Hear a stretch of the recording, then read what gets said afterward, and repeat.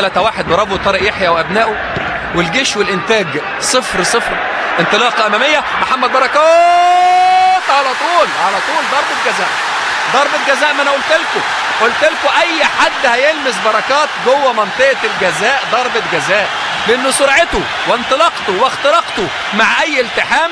بل هذه المرة هو محمد جدو هو اللي انطلق، جدو هو اللي اخترق، وأول دخول لجدو بهذه السرعة داخل منطقة الجزاء مع الدقيقة 82. جهاد جريشة في أول مباراة يديرها للنادي الأهلي رغم أنه حكم دولي من 4 سنوات.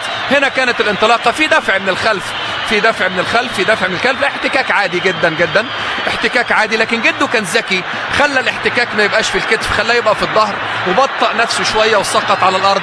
فكان قرار ضربة الجزاء لصالح النادي الأهلي. يدخل في ضربة جزاء، تدخل في بند ضربة الجزاء السيد فريد.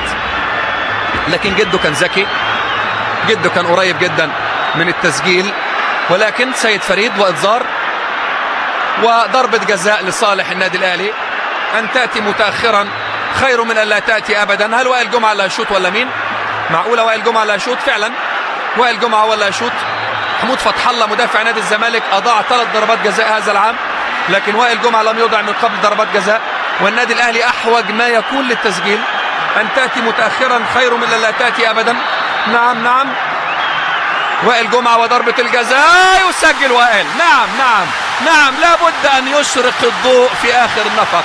إنه نفق مظلم بالفعل عاشوا النادي الأهلي وعاشته جماهيره الكبيرة، ولكن لابد أن يشرق الضوء في آخر النفق لينجح وائل جمعة، وربنا يخلي جمعة لينجح وائل جمعة ليسجل في الدقيقة 83 بعد نفق مظلم طويل جدا. ينجح وائل جمعة في النهاية ومن ضربة جزاء وقرار من جهاد جريشة حكم المباراة يفوز النادي الأهلي ب1-0 حتى اللحظة.